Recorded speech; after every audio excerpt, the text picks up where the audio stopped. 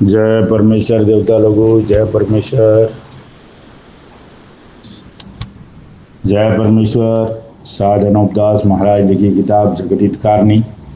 यह जगत हितकारणी जिसको श्री अनूपदास प्रिंटिंग प्रेस चावनी एरमपुरा में साफ के प्रसिद्ध किया।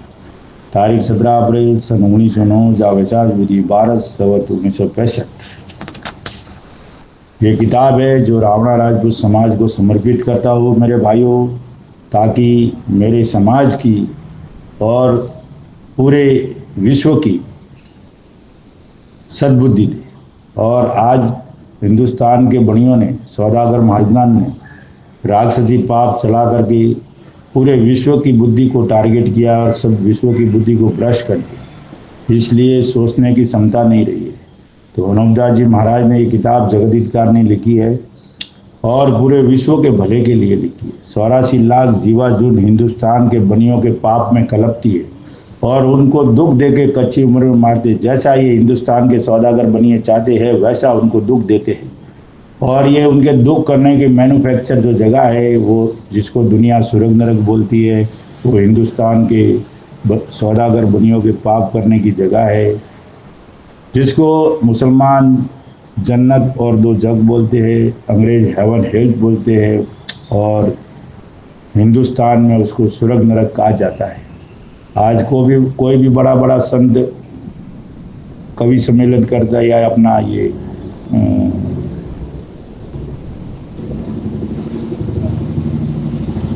कोई भी ऐसा ज्ञान की बातें करता है वो यही कहेगा कि सुरग में तेरा भला करेगा। लेकिन दोस्तों, सुरग से कोई आया है क्या? सुरग में कोई जिंदा जाता है क्या? और सुरग से कोई जिंदा आया है क्या जो वहाँ का हाल बता सके? सुरग में जिंदा हिंदुस्तान का सौदागर बनिया जाता है और वो सुरग से आता है। और एक अनूपदास जी महाराज वहाँ का पूरा हाल चाल देख के आए हैं, तो उन्होंने ये किताब जगत हितकारणी लिखी है मेरे भाइयों।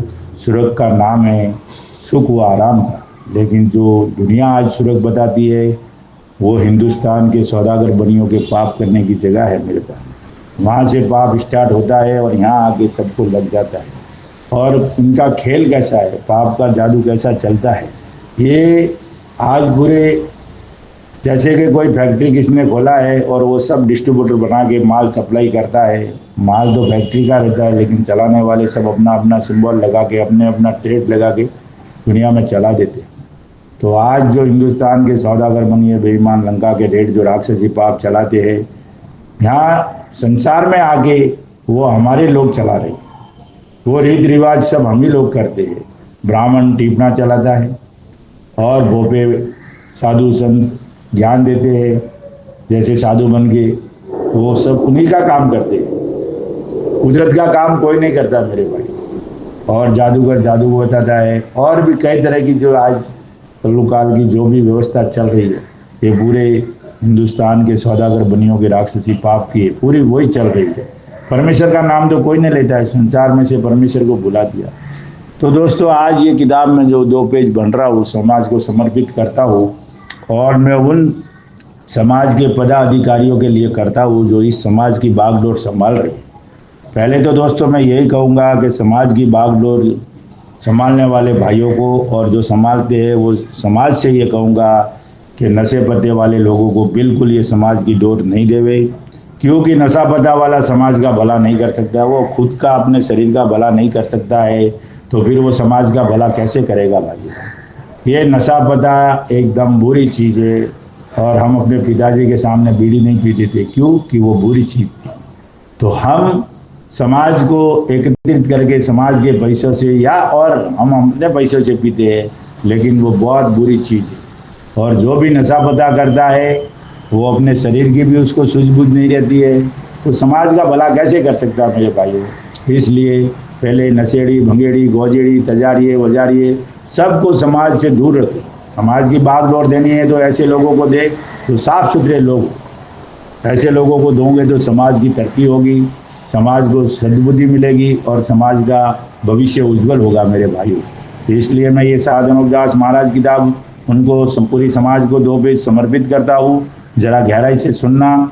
और वो उन लोगों के लिए है जो पद पे बैठे हुए हैं और हमारे समाज में जो बड़े बड़े लोग हैं, जैसे MLA MP जो भी बने हैं, तो साकला साहब है, तो अपना सोडाला साहब है, और ललिता मनीषा पवार है, जैसे और भी कई अनेक तरह के जो समाज के अध्यक्ष है और चामुंडा सेना के अध्यक्ष है, और जो भी पदाधिकारी है, जैसे पार्षद हुए और कोई भी भाई जो समाज की बागडोर संभालते हैं, उनको मैं अनूपदास जी महाराज को साक्षी मानकर परमेश्वर के लेके ईश्वर की शपथ देता हूँ कि जहाँ जहाँ भी है अनूपदास जी महाराज हमारे समाज में है, तो फिर जहाँ जहाँ भी समाज के मिशन होते हैं, समाज के मंच होते हैं, वहाँ पर अनूपदास जी महाराज की किताब के जगदीत कारणी के 4 या 5 पेज पढ़ने अनिवार्य करो, ताकि समाज को समझ में आवे और पूरी दुनिया को समझ में आवे कि ये किताब नुकसान के लिए है या फायदे के लिए है,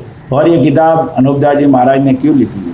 ये किताब जगत हित कारणी है, जगत हित के भलाई के लिए लिखी है मेरे भाइयों।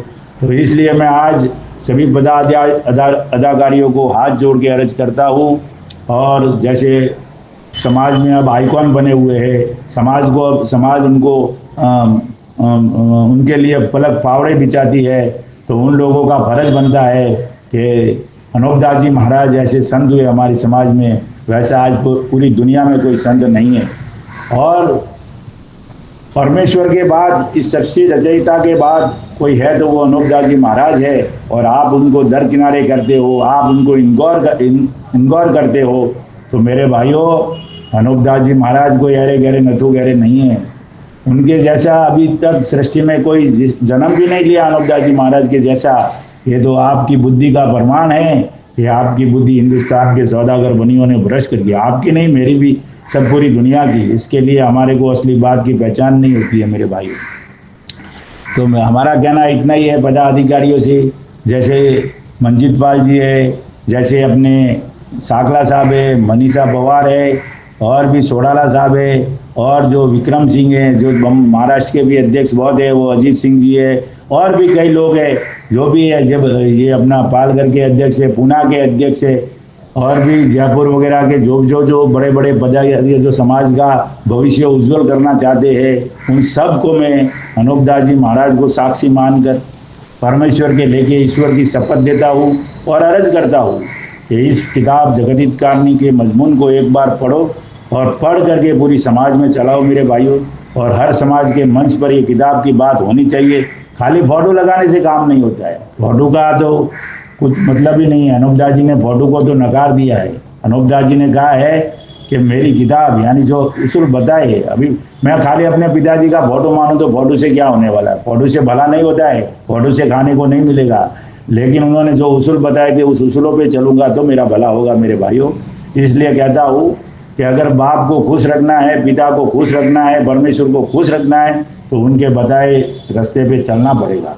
तो अनूपदास जी महाराज ने किताब जगदीत कारणी लिखी है भाइयों, और अपनी खुद की प्रिंटिंग में इसमें छाप के प्रसिद्ध किया है। तो मैं सभी पदाधिकारियों से कहना चाहता हूँ, हाथ जोड़ के अर्ज करता हूँ कि एक बार इस किताब को आप खुद जरूर पढ़िए, और पढ़ के फिर हर मंच पे और इस किताब के 5 पेज किसी भी वक्त समाज इकट्ठा करते हो उस वक्त पहले अनूपदास जी महाराज के 4 या 5 पेज पढ़ना चाहिए। तो है दुनिया का भला करने का और समाज सुधारने का काम। वरना दुनिया का कोई दुनिया का भला करने में कोई किसी को रुचि नहीं होगी। इसलिए दोस्तों कहता हूँ अपनी समाज से, और मैं ये 2 पेज समर्पित करता हूँ समाज के लिए। तो गहराई से सुनना और पढ़ना और सोचना, और जिस भाई को किताब चाहिए तो निःशुल्क मिलेगी छावनी हरमपुरा में। संपर्क के लिए दोस्तों नंबर दे रहा हूँ 8905653801। आपको कभी भी किताब चाहिए तो इस नंबर पे फ़ोन करना, और अगर लेने को आना है तो हर महीने की 17 तारीख को छावनी हरमपुरा 307027 राजस्थान में एक किताब निःशुल्क मिलेगी। और जब तक भाइयों ये किताब नहीं पढ़ोगे और इस किताब के ऊपर अमल नहीं करोगे, जब तक हमारी समाज का तो भला बहुत नामुमकिन है, कुछ नहीं हो सकता है। कोई कितने भी बड़े 30 मार खा क्यों नहीं आए, लेकिन समाज का भला अगर चाहते हो और हर घर में खुशियाँ चाहते हो तो समाज वालों को भी हाथ जोड़ के अर्ज करता हूँ कि ये घर घर किताब पढ़ना चालू करो। इसे नौकरी में कोई खतरा नहीं है, किसी को कुछ खतरा नहीं है, आपके घर में फायदे ही फायदा होगा। ये तो हमको वहम डाल दिया कुछ लोगों ने, कुछ तो नशे पते वाले लोगों ने डाल दिया, कुछ बनियों के दलालों ने डाल दिया है और कुछ और भी कई तरह के लोग ये दुनिया में डाल दिया। तो ये किताब जब तक नहीं पढ़ोगे, जब तक आपकी बुद्धि दुरुस्त नहीं होगी, और बुद्धि दुरुस्त नहीं होगी तो घर का कारोबार नहीं कर सकते हो मेरे भाइयों। और आज हिंदुस्तान में सबसे पिछड़ी कोई समाज है तो वो हमारी समाज है। इसलिए कहता हूँ कि बुद्धि दुरुस्त होगी तो आप कुछ भी कर सकते हो, दुनिया को झुका सकते हो, यानी दुनिया में कुछ भी काम कर सकते हो, आपको कोई रोक नहीं टिकता। आज हमारी बुद्धि भ्रष्ट है तो हमारी सोचने की क्षमता ही खलास हो गई है। हम एक ही रट लगाए बैठे हैं, हमारी नौकरी छूट जाएगी, हमारी नौकरी छूट जाएगी, हमको कोई नौकरी नहीं करेगा। क्या मैं आपसे एक प्रश्न करता हूँ, क्या परमेश्वर ने आपको बनिए के पास नौकरी करने के लिए पैदा किया है क्या? अरे जिसने सॉस दिए तो सगा तो मिलेगा ही ना, उसकी चिंता मत करो। उसकी व्यवस्था करने वाला हिंदुस्तान का बनिया नहीं है, मालिक परमेश्वर है। वो सबका परवरदिगार है और सबका भलाई के लिए उसने जिस दिन आप पैदा हुए थे उस दिन 10,000 बरस का खुराक आपके साथ भेज दिए। वो नहीं मिल रही है तो वो बनिया, हिंदुस्तान का सौदागर बनिया रोक के बैठा है मेरे भाइयों। ये किताब जब पढ़ोगे जब मालूम पड़ेगा। एक बार पढ़ ली तो आपके घर पे वो खुराक आनी चालू हो जाएगी, किसी तरह का डर करने की जरूरत नहीं है। इसलिए दोस्तों मैं ये किताब पढ़ रहा हूँ, उसको गहराई से सुनना, और सभी समाज बंधुओं को और समाज को और समाज के ठेकेदारों को कहता हूँ और कहता रहूँगा, बार बार कहता रहूँगा कि समाज की बागडोर उन्हीं लोगों को दे जो साफ सुथरे हो। नशे पते शराबी भंगेड़ी को समाज की बार लोग बिल्कुल संभालने को नहीं देवे भाइयों। साफ सुथरा समाज रखे ताकि समाज का भला होगा। जब तक ये नशे पत्ते की चीज़ें बंद नहीं होगी, जब तक समाज का भला नहीं होगा। जय परमेश्वर, जय परमेश्वर, जय परमेश्वर। विलायतों को फकीरों जोगी, यानी जैसे दिल्ली हिंदुस्तान की विलायत को कर दिया है ऐसे ही कर देंगे। और सब दुनिया करामत के भरोसे भूली हुई है, और असल में इन माजनान का ये जादू का जाल है और जादू की करामत चलाई है। और दुनिया में ये कहते हैं कि फकीरों ने बद्दुआ दिए जो बादशाहों का राज जाता रहा। ये देखो दोस्तों, सब चलाई जाए कर दिया, ऐसे ही सब दुनिया करामत के भरोसे भूल, यानी कोई चमत्कार दिखाता है तो दुनिया उसके पीछे लग जाती है और असली बात को भूल जाती है। करामत और जादू की करामत चलाई हुई है भाई। कोई भी ये माजना ने जादू का है, करामत चलाई है। और दुनिया में कहते हैं कि फकीरों ने बद्दुआ दिए जो बादशाहों का राज जाता। दुआ देने से और कोई शराब देने से राज नहीं जाता मेरे भाई। वो दुआ देता है या बद्दुआ देता है, उसके मुताबिक ये हिंदुस्तान के सौदागर बनिए राक्षसी पाप 84 लाख कुंडियों पे करते हैं। जब उसकी बात सच्ची हो जाती है, बोलने से, लिखने से, करने से, बद्दुआ देने से कुछ नहीं होता है, क्योंकि मालिक तो सबका परवरदिगार है। वो किसी का बुरा करते नहीं है। बुरा करने वाले हिंदुस्तान के सौदागर बनिए। और असल में तो राज इन माजदान के जादू से डूबा। ये देखो, ये महाराज ने बात खुलासा कर दिया। ये जो राज डूबे है ये तो इन बनियों के राक्षसी पाप से राज डूबे है। और बदनाम किसको कर दिया है कि फकीरों ने बद्दुआ दिए जो बादशाहों का राज जाता है। तो भाइयों, और महाराज कहते हैं कि असल में तो राज इन माजदान के जादू से डूबा है। और फकीरों की भी बुद्धि भ्रष्ट करके उनके मुंह से जादू से कुछ की कुछ बद्दुआ कहवा कर फिर जादू से राजा बादशाहों के नाम का होम करा के उनकी बुद्धि भ्रष्ट करके आपस में लड़ा करके मरा देते। पहले तो साधु को बुलवाया, यानी बद्दुआ दी, उनके मुंह से कहा कि तुम्हारा राज जाने वाला है। फिर हिंदुस्तान के सौदागर बनियों ने 84 लाख कुंडियों पे उनकी बुद्धि खराब कर दी, वहाँ होम पाप करा के बुद्धि भ्रष्ट करके आपस में लड़ा करके और मरवा दिया। तो खेल तो हिंदुस्तान के सौदागर में। जब तक ये किताब नहीं पढ़ोगे तो ये बात समझ में नहीं आएगी। आज हम लोग बोलते हैं नेस्त्रे दमन ने ये भविष्यवाणी की थी, उसने ये भविष्यवाणी। दोस्तों, ये भविष्यवाणी हिंदुस्तान के सौदागर बनिए करते हैं। ये कोई नेस्त्रे दमन से और उनसे करने से कुछ नहीं होता है। ये भविष्यवाणी पहले 10-10 साल, 20-20 साल, 50-50 सासाल पहले करके रख देते हैं। फिर वो दिन और मिति आती है, उस दिन ये हिंदुस्तान के सौदागर बनिए 84 लाख कुंडियों के ऊपर पाप कराते, जब वो भविष्यवाणी सच्ची हो जाती है। भविष्यवाणी हो या चमत्कार हो, ये पर्चा हो, ये सब जादू का खेल है। और ये हिंदुस्तान के सौदागर बनियों के राक्षसी पाप से होता है मेरे भाइयों। इसके ऊपर गहराई से सोचना, और मैं ये किताब पढ़ता हूँ उसके ऊपर गहराई से ध्यान देना। या और कई तरह के विघन, और जब राजा बादशाहों की बुद्धि भ्रष्ट कर देते हैं तो वो फकीरों से करामतें पूछने लगते हैं, और ये नहीं समझते हैं कि करामत क्या चीज़ होती है, क्योंकि उनकी बुद्धि तो जादू से भ्रष्ट कर देते। इससे वो करामत पूछने लग जाते। और जो फकीर साधु बद्दुआ नहीं देवे तो भी ये बनिए महाजन जादू से गारत कर देते। परंतु फकीरों की बद्दुआ का तो एक रावण के मुआफिक बाना चलाया है। जैसे रावण ने जादू से फकीरों की करामत चलाई थी और कई फकीरों के मुंह से कहवा कर जादू से कई राजा बादशाहों को डबो दिए थे, और रामचंद्र जी महाराज के ऊपर भी जादू से ग्रहण करके वनवास दिला दिया था। जादू से ग्रहण करके रामचंद्र जी को भी वनवास दिलाने वाले ये हिंदुस्तान के सौदागर बनिए ही थे। उसी तरह से अब इन बनियों ने फकीरों की करामात का जाल जादू से चलाया है। शायद फकीर कुछ भी नहीं कहे, अब ये फकीर कुछ भी नहीं कहे सो ये बातें कोई कोई पोथियों वगैरह में लिखी है। सो तुम संसार के किसी किसी लोगों ने देखा ही होगा, नहीं तो पोथियों तलाश करके देख लो। कौन सी पोथियाँ? जो सतयुग की पोथियाँ थी, सच्ची पोथियाँ थी वो। ये तो आज दुनिया में चल रही है, सब झूठी चल रही है। उन्होंने असली किताबें सब गायब कर दिए, फिर भी किसके घर में अगर मिल जाए तो उसमें सब खुलासा हो जाएगा, सब लिखा हुआ है। देख लो कि ये लिखा होगा कि फलाने राजा का राज इतने बरस रहेगा और फलाने बादशाह का राज इतनी मुद्दत तक रहेगा, और अंग्रेज़ों का भी कहते हैं कि इतने बरस रहेगा। सो ये पोथियों कोई कोई हिंदू मुसलमानों के घरों में प्रगट भी है और किसी किसी ने देखी भी होगी। और हिंदुओं की पोथियों में तो हिंदुओं के फकीरों के नाम है और मुसलमानों की किताबों में मुसलमानों के फकीरों का नाम लिख दिया है और बना के इन बनिए बेईमानों ने चले। अब देखो कितना बड़ा रंजिश की है कि हिंदू मुसलमानों के नाम लिख के वो पोथियाँ चलाइए और बना के तो हिंदुस्तान के सौदागर बनियों ने चलाई और उनके बुजुर्गों का नाम लिख दिया। हिंदू मुसलमानों को तो बेचारे को मालूम भी नहीं है ये पोथियाँ हमारे बुजुर्गों ने लिखी है कि नहीं लिखी है। नाम लिखने की वजह से वो अपनी मानते हैं, चलाइए। और आप प्रगट न होने के वास्ते अपना नाम पोथियों में नहीं लिखा है, क्योंकि कोई पर्व विलायत का जब यहाँ आवेंगे तो हिंदू मुसलमानों के बच्चे मारे जाएंगे। अब ये पोथियाँ उनके नाम की है तो उन्हीं के बच्चे मारे जाएंगे और हमको तो कोई नहीं पूछेगा। ये बनिए ख्याल करते अपने दिल में कि हमको तो कोई पूछेगा ही नहीं, तो हम तो बचे के बचे रहेंगे। तो ये बनिए खुद बच जाएंगे और अपने बचने के वास्ते ऐसा काम किया है कि पोथियों में दूसरों के नाम लिख दिए हैं और दूसरी विलायत के आने वालों की भी बुद्धि भ्रष्ट कर देते हैं कि वो फिर दरियापक नहीं करते कि किताबों में लिखा होने से संसार का बुरा थोड़ा ही होता है। टीपने और पोथियों के बांटने से संसार का कुछ बुरा नहीं होता है।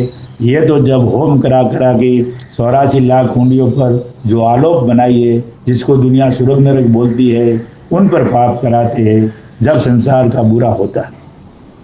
और पोथिया और टीपने भी सच्चे हो जाते हैं और दूसरी विलायतों के आने वालों की ऐसी बुद्धि भ्रष्ट कर देती। तो ये दोस्तों, ये पोथिया और टीपने, ये टीपनों में लिखा होने से हमारे कोई भाई ऐसा कहते कि लिखा होने से पाप नहीं होता। मेरे भाइयों, लिखने के मौजूद 84 लाख कुंडियों के ऊपर पाप करते जब वो टीपने सच्चे हो जाते हैं।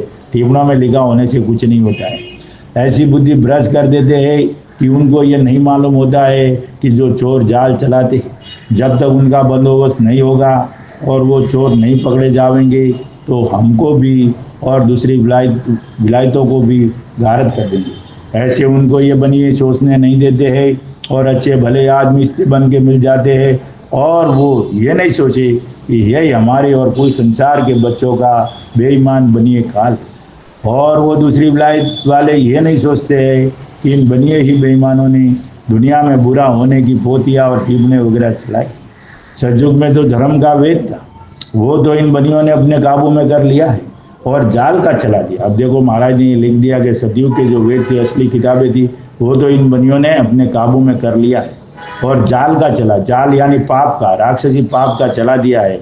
जैसे कि रावण ने असली किताबें वेद की दबा ली थी, रावण ने भी ऐसा काम किया था, जो असली वेद थे दबा ली थी और राक्षसी वेद की चला दी थी। उसी तरह पर इन बनियों ने भी अपना जाल रावण वगैरह के मुताबिक चलाया है और पहले से संसार का बुरा होने के वास्ते इन महाजनान ने ऐसी ऐसी बातें चलाई है। सो कहने से तो कुछ नहीं होता। कोई कितना भी आगम भागे, कोई कितना भी चमत्कार, कोई कितना भी खेल करे, लेकिन कहने से मेरे भाइयों कुछ नहीं होता है। परंतु पहले जैसा कहते हैं फिर वैसा ही पाप 84 लाख कुंडियों पर कराते जाते हैं तो फिर वैसा ही होता है। अब जिसने मैं यहाँ बोल रहा हूँ या मैं कुछ कर रहा हूँ तो उसका उल्टा करना या उसका सीधा करना ये हिंदुस्तान के सौदागर बनियों के हाथ में। जब तक वो 84 लाख कुंडियों के ऊपर, जहाँ दुनिया स्वर्ग नरक बोलती है, वहाँ उनके पाप करने की फैक्ट्री है। जब वहाँ से उस बात का पाप नहीं करेंगे तब तक वो बोलने वाला, आगम भागने वाला, भविष्यवाणी करने वाला या और कई तरह की कुछ बोलने वाला कुछ नहीं होने वाला है। वहाँ जब पाप करेगा तो वो पाप यहाँ आके और उसकी बात भी सच्ची हो जाती है, कराते हैं तो फिर वैसा ही हो जाता है। और दुनिया में इन माजदान ने ही ऐसी ऐसी बातें चलाई, और उनके मुंह से जो कहते हैं ना कि उसने बद्दुआ दिए, उसने दुआ दिए, उसने बद्दुआ दिए, उसने भविष्यवाणी किए, उसने और भी कई जाल की बातें चला दी है कि तेरा ऐसा होगा, तेरा घर बर्बाद हो जाएगा। ये सब कहने उनके मुंह से दिल से बोलाने वाले भी हिंदुस्तान के सौदागर बनी है। फिर उसके मुआफिक 84 लाख कुंडियों पे पाप कर दे जब वो बात सच्ची हो जाती है। ऐसी बातें चलाइए कि सूरज सहज किरण से तपेगा, जिसकी गर्मी से जमीन मादा सुरख तांबे के रंग हो जाएगी, और जो कि जमीन के ऊपर पानी है वो इस तरह से गर्म होगा कि जिस तरह से कढ़ाई के अंदर तेल उमड़ता है इस तरह से पानी होगा। अभी देखो ये बातें भी उन्होंने बनियों ने चलाई है, लेकिन वो हमारे दूसरे कोई साधु फकीर और कोई लोग हो गए, उन्होंने किताबों में लिख दिया होगा, फिर वो दुनिया में ये बात चली होगी। तो कई साधुओं के मुँह से कि सूरज सहज किरण से तपेगा, जिसकी गर्मी से जमीन माता सुरख तांबे के रंग हो जाएगी। अब जमीन माता तांबे के रंग हो जाएगी तो फिर उसके ऊपर रहने वाले जीवों का क्या हाल होगा।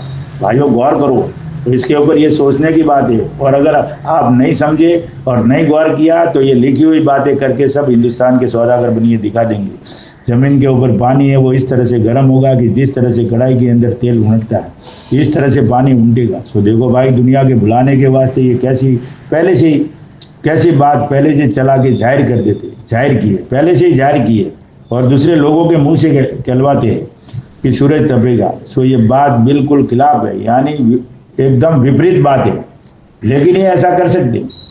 और हम तुम लोगों को भूल बताइए, क्योंकि तमाम जान के लोग इस जाल में पड़े होंगे तो हमारे पाप की पहचान नहीं कर सकेंगे। इस सबब से ऐसी ऐसी बातें तरह तरह की पहले से जाहिर कर दी है कि जिन बातों का हम तुम अपनी जबान से बिखान कर रही, सो ये बात इस तरह से नहीं है। ये तो इस तरह से है कि जैसे अपने शरीर के अंदर बीमारी के सबब से विष कांटा वगैरह निकलता है और जहर निकलने के वक्त किस कदर दर्द होता है कि जिसकी गर्मी की वजह से कुल शरीर में तरह तरह की तकलीफें पैदा हो जाती और मगज भी जलने लगा। जब उसका इलाज किया जाता है और कोई दवा इत्तेफाक से मुआफिक आ जाती है तो फौरन तबीयत को आराम हो जाता है। मगर बल राजा के बाद से इन सौदागर माजदान ने इंद्रजाल के पाप से जमीन को बीमार करके ऐसा कमज़ोर कर दिया है कि चर्बी तक गल गई है। भाइयों, इतना कमज़ोर कर दिया है, जमीन माता जल का आर कर दिया। आर का मतलब जल पीती है, बस दूसरा कुछ नहीं करती है। ईश्वर बरसता है जब जमीन माता जल पीती है। तो जल पीने का मतलब ये है कि इसको कमज़ोर कर दिया। ये जल पीने नहीं देते, ये जमीन माता के फेफड़ों के ऊपर पाप करते। तो पाप करने की वजह से जो ये बादल बरसता है, बादल फटते, ये तो इनकी करतूत है, इनके राक्षसी पाप से होता है। जबकि मैं अगर पानी पीता हूँ तो मेरा क्षमता कैसी रहती है, मैं गिलास से पीता तो लोटे से नहीं पी सकता, और लोटे से पीता तो मैं बाल्टी से नहीं पी सकता। तो बादल फटने का सवाल ही नहीं आता। लेकिन इसलिए ये जमीन माता जिंदा जीव है। ये जब पानी पीती है, जब जल बरसता है, और ये पानी तो धीरे धीरे पिएगी तो बादल कभी फटेगा ही नहीं है। लेकिन इन्होंने बहुत बड़ा खेल खेला है, जादू का खेल खेला है। क्योंकि ये जो बादल फटते, जो बाढ़ आती है, ये सब राक्षसी पाप से आती है। जमीन माता पानी पीने से नहीं आती है मेरे भाइयों। और इसको बीमार कर दिया, इसकी कैपेसिटी एकदम कमज़ोर कर दिया। आज खाने पीने को चीज़ भी नहीं होती है। सतयुग में पहले बगैर बोए हुए धान, अनाज वगैरह, वनस्पति वगैरह, मेवा मिष्ठान वगैरह होते थे, अब नहीं होते। ऐसे ऐसे रोग जमीन माता को जाहिर है, जिन्हों को सब जहान के लोग अपनी अपनी आंखों से देख रहे हैं, पूरी दुनिया देख रही है, लेकिन मालूम नहीं पड़ रहा है कि ये क्या खेल हो रहा है। कि जहाँ पर ज्वालामुखी पहाड़ है उस पर्वत में आग लगी हुई रहती है, और जो कि दूसरे पहाड़ है वो जमीन माता के शरीर के हाड़ है। सो इसी तरह से ज्वालामुखी पहाड़ भी जमीन माता के शरीर का हाड़ है। बताओ, हाड़ों में से ये अंगारे निकलते तो कितनी बड़ा उसको जमीन माता को दुख दे रही है। ये सब हिंदुस्तान के सौदागर बनिए बेईमान लंका के ढेरों के राक्षसी पाप का कर्तव्य है। और ज्वालामुखी पहाड़ में आग लगी हुई रहती है, वो जादू साले का रोग है, जिसको हिंदू मुसलमान अंग्रेज वगैरह देख रहे हैं और सुनते भी है। सो ये बात इस तरह पर है कि जब किसी के पैर में कीड़ी नगरा हो जाता है, उसका जवाब भी अनूपदास जी महाराज देते। भाइयों, सिर्फ इसको गौर से समझने की ज़रूरत है, सोचने की ज़रूरत है, पढ़ने की ज़रूरत है। कीड़ी नगरा हो जाता है और कीड़ी नगरे के सबब से उसके शरीर का हाड़ मांस वगैरह गल के गिरने लग जाता है। तो उसी तरह से सॉरी उस तो उसके शरीर में गर्मी के सबब से कैसी कैसी जलन पड़ने लगती है। तो इसी तरह से जमीन माता के शरीर में जादू साले का रोग है, जिससे जमीन माता बहुत दुख पा रही है, क्योंकि जमीन माता भी जीवता जीव है। अब देखा ना, महाराज ने बता दिया कि जमीन माता भी जीवता जीव है। और फिर कहीं कहीं पर तप कुंड बनाइए, जो सो वो भी जादू साले का रोग है। तप कुंड का मतलब देखा ना, किधर किधर कुंडियों में से गर्म पानी निकलता है और हम वहाँ रोग बीमारी मिटाने को जाते हैं। वो भी जमीन माता को एक रोग है, उससे रोग नहीं मिटता है। लेकिन उसको उस जगह पे ऐसा इन हिंदुस्तान के बनियों ने कर दिया है कि वहाँ उसमें नहाएगा तो रोग मिट जाएगा, लेकिन वो जमीन माता को रोग किया है और उससे जमीन माता बहुत दुख पा रही है। जादू साले के रोग है, तो जिस तरह से कि लहू का राहत बनता है, तो फिर उस राहत से कैसा भारी दुख और दर्द और जलन हो जाती है। और इसी तरह से इन सौदागर महाजनान ने कई कई तरह के रोग राक्षसी विद्या के पाप से जमीन माता को बल राजा के बाद से शरद गर्म का रोग करते, परंतु संसार के लोग अभी तक परसों के भरोसे भूले हुए। हालांकि ऐसे ऐसे भारी रोग है जिसका कुछ हिसाब भी नहीं हो सकता है। बल्कि रत्नाकर सागर को भी देखिए कि उसको कैसा भारी रोग किया है कि जो तमाम जल समुद्र का खारा जहर कर दिया, और दुनिया के बुलाने के वास्ते यह कैसा जाल चढ़ाया है कि समुद्रों में जो जल खारा हो गया वो रामचंद्र जी महाराज के शराब से हुआ है। अभी किताबों में तो ऐसे लिखा कि समुद्र का पानी जो खराब हुआ है वो रामचंद्र जी महाराज के शराब से हुआ। बल्कि करने वाले हिंदुस्तान के सौदागर बनिए हैं, उसके नाम का पाप कर कैसा भारी रोग किया है कि तो तमाम समुद्र का जल खारा जहर कर दिया। सब इनके राक्षसी पाप से हो रहा है, और राक्षसी पाप इतना भयंकर है कि उसकी कोई सीमा नहीं है मेरे भाइयों। रावण को मरवा दिया, कंस को मरवा दिया, कारुण को मरवा दिया, अन्नाकश्यप को मरवा दिया, और मिलती में मारे गए। उनको मालूम भी नहीं पड़ा कि हमको पाप किसने सिखाया था। तो ये तो बहुत बड़ी बात है, ये आपको मिल रही है। आप बड़े सौभाग्य हो गए, ये बात आप तक पहुंच रही है और आपको मिल रही है। शराब से हुआ है, सो देखो भाई, किया तो इन सौदागर महाजनान ने है, और नाम रामचंद्र जी महाराज का बदनाम करते हैं कि उन्होंने किया है।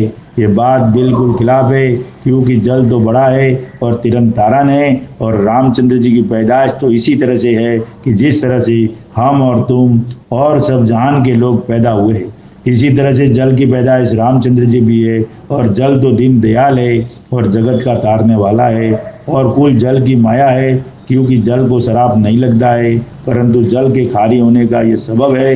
ये सौदागर महाजनान जमीन माता के नाम का राक्षसी पाप कराते हैं, जिससे जमीन माता के शरीर का हाजमा बिगड़ गया है।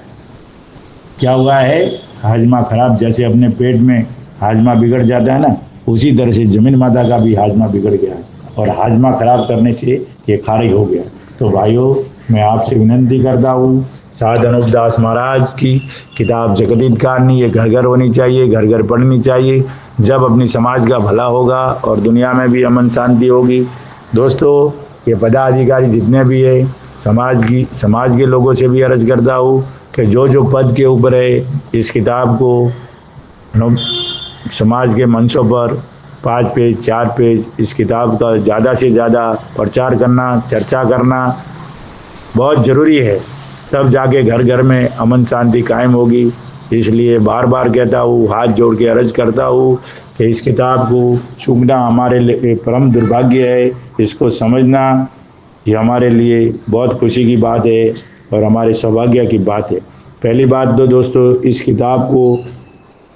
किताब की बात को हमारे पास मिलना ये बहुत बड़े सौभाग्य की बात है। ऐसी बात कोई दुनिया में बताने वाला नहीं होगा, इतनी कड़वी बात कहने वाला नहीं होगा। इसलिए भाइयों, अपने समाज के भले के लिए तन मन धन से मैं फरियाद करता हूँ, और परमेश्वर के लेके और अनुपदास जी महाराज को साक्षी मानकर ईश्वर की आपको सबको शपथ देता हूँ, सबको कसम देता हूँ कि इस किताब को ज़्यादा से ज़्यादा लोगों तक पहुँचावे, और इस ऑडियो को भी ज़्यादा से ज़्यादा हर समाज के घर में जानी चाहिए, ताकि लोगों को मालूम पड़े कि अनुपदास जी महाराज कौन हैं और उन्होंने क्या संदेश दिया है और हमको क्या करना चाहिए मेरे भाइयों। इसलिए बार बार कहता हूँ और कहता रहूँगा। और जो पेज मैंने समर्पित किए हैं, कल से मेरे पेज जो रहेंगे